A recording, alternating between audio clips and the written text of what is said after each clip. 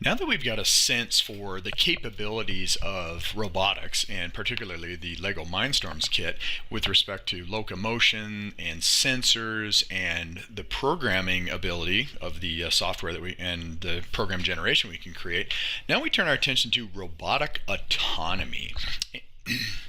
And autonomy is where you really pull everything together and you allow your robot to do some more sophisticated and useful tasks. So to begin with, we just really quickly, what is autonomy?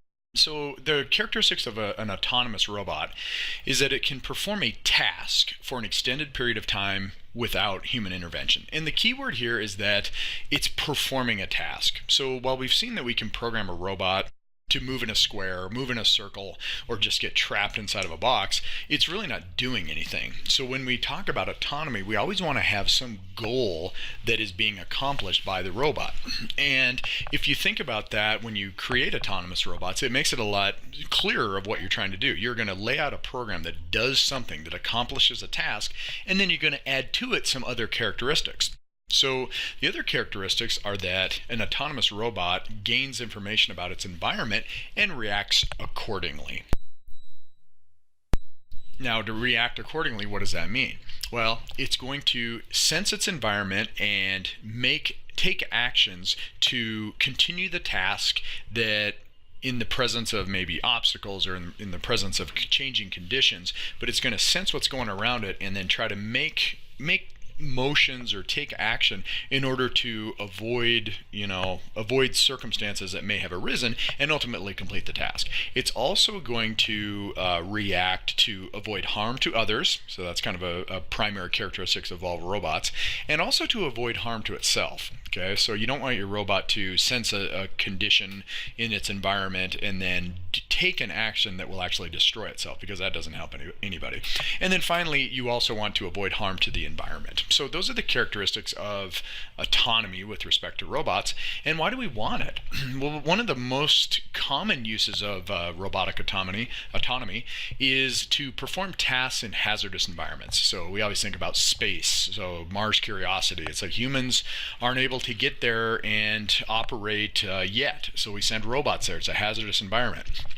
Things like search and rescue or fire safety or exploration underwater or fire mitigation, these are hazardous environments that a task needs to be performed in, but we don't want to send humans in. So we build robots that can go in there and perform the task and also do it without a lot of human interaction. And then another reason is to improve productivity of human society. Okay, so you think about manufacturing and agriculture.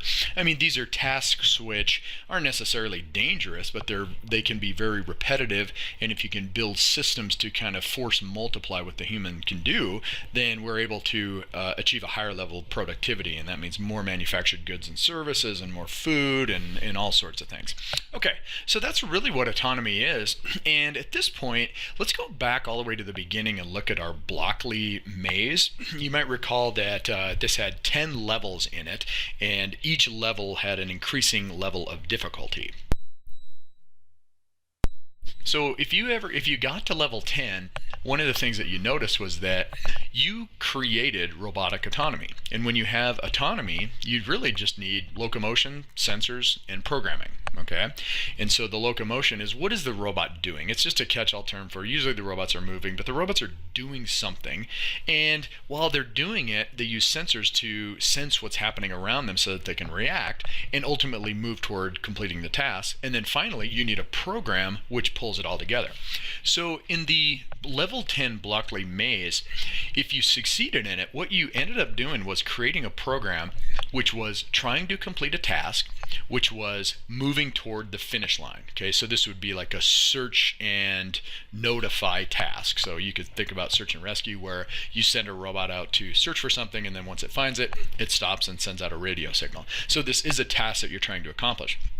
But you did it in kind of an algorithmic way, where you created a set of instructions that continually looped, and ultimately this astronaut ended up reaching the goal, or reaching the end. Okay, so we actually did this using a wall follower, or what we call the left-hand rule, the left-hand maze solving rule. And really all you do here, I'm going to go ahead and run this, and I'll walk you through what a real simple solution to this.